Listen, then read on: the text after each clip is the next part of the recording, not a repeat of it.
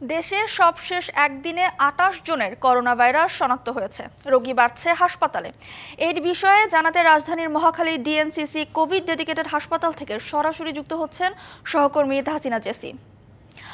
JC, রাজধানীর হাসপাতালে corona রোগী কেমন আসছে, আমাদের বিস্তারিত জানাবেন। ফারা, আমি একটু জানাতে চাই যে গত ২৪ ঘন্টায় কিন্তু ২৮ জন নতুন করে করোনা শনাক্ত হয়েছেন। যদিও এখন পর্যন্ত এই করোনা ভাইরাস জনিত বিভিন্ন রোগে ৭ জন মৃত্যুবরণ করেছেন। কাজেই পরিস্থিতি কিন্তু ধীরে ধীরে কিছুটা জটিল থেকে জটিলতর হচ্ছে। আমরা এই মুহূর্তে ডিএনসিসি কোভিড হাসপাতালে রয়েছি। আজকে যেহেতু শুক্রবার, কাজেই এই হাসপাতালে রোগীদের ভিড় কিছুটা কম দেখছি। তারপরও আসলে এখন করোনা ভাইরাস যেভাবে বাড়ছে এবং একই সাথে ডেঙ্গু, চিকুনগুনিয়া সহ বিভিন্ন রোগ বাড়ছে, এবং সে কারণে আমরা দেখছি যে সব রোগের যে একই রকম সিমটম দেখা যাচ্ছে। এই কারণেই একটু জ্বর বা ঠান্ডা জনিত সমস্যা হলে মানুষ কিন্তু হাসপাতালে ছুটে আসছে। সানবিট সব দিবে সামাল। সানবিট ম্যাজিক প্রেস ডিশওয়াশিং এর মাথা ঘোরানো সলিউশন। এবং আমরা দেখছি যে এখানে যে আউটডোরে যে রোগীরা এসেছেন দেখাতে, তাদের অনেকের সাথে আমরা কথা বলেছি এবং অনেকেরই একই ধরনের সমস্যা রয়েছে।